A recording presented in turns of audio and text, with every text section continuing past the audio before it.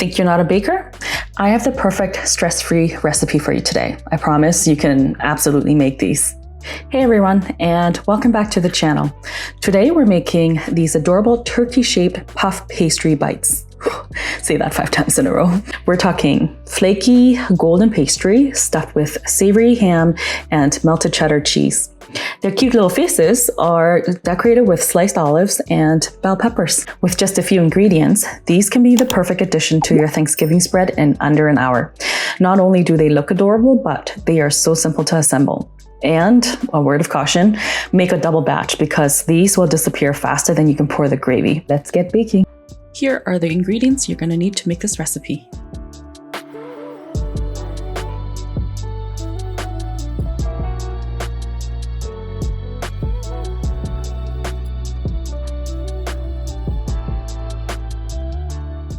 Let's get our vegetable decorations ready. First, we'll prep our bell peppers. After I've removed the stems, seeds, and white flesh from the pepper, I cut it into 1/2 inch wide strips. I'm cutting the yellow pepper into small triangles for the beak. For the red peppers, I've cut them into these elongated triangular shapes to mimic the turkey's neck, which is also called the wattle. This part should be longer and slightly larger than the yellow beak to give the turkey a realistic facial feature. For the eyes, I cut each black olive slice into 4 quarters. If necessary, you could trim the quarters a bit smaller to fit inside the green olives. I then pressed each black olive quarter into the center of a green olive slice. Assemble the beak and wattle underneath the eyes. How cute is that?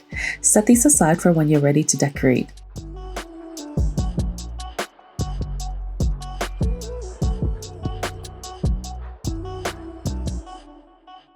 Most store-bought puff pastry comes frozen, so the important first step is to thaw it correctly. Always check the instructions on your specific package, but generally, you have 2 options. You can either thaw it overnight in the fridge or for about an hour at room temperature. Just make sure you plan ahead so it's ready to go when you want to start baking. On a lightly floured surface, unroll your thawed puff pastry. Give it a light dusting of flour, and with a floured rolling pin, gently roll it out a little to get a nice even thickness and make it pliable. Be careful not to roll it out too thin. Divide the sheet into 4 equal squares with a pizza cutter or a sharp knife.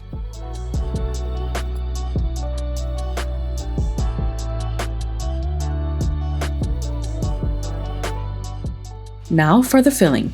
I used sliced marbled cheddar cheese and ham, but feel free to get creative. Sliced turkey or salami would be delicious, and you could substitute the cheddar for provolone or Swiss cheese.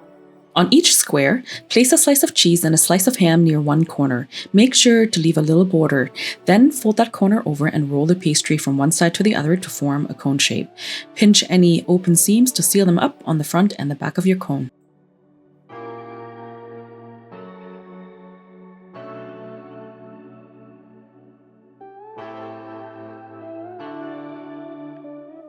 And here's how we create the turkey set. Just pinch the very tip of the cone and fold it right back onto itself. Give it a little press and you've got the perfect spot for the face to decorate. Now for the fun part, creating those beautiful feathers. With the folded head facing away from you, carefully cut 5 slits into the wide end of the cone to create 6 strands. Once you've made your cuts, let's gently move our turkey onto a parchment-lined baking sheet.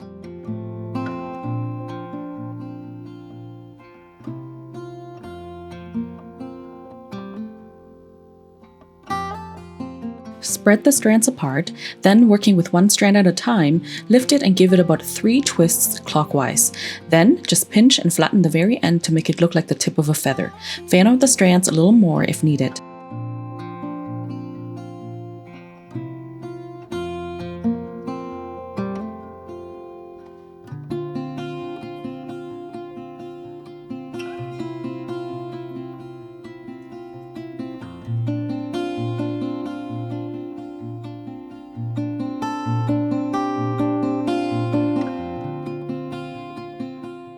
To get that perfect golden brown finish, we'll whisk together 1 egg and a tablespoon of milk for a simple egg wash.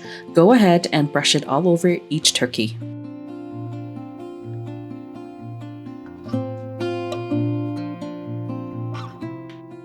Now let's bring them to life. Gently press on the olive eyes, the yellow pepper beak, and the red pepper wattle right onto the folded head. Okay, so this next step is my secret to super flaky layers. Pop the whole tray into the fridge for about 10 minutes. Don't skip this, it makes all the difference. Meanwhile, preheat your oven to 375 degrees Fahrenheit.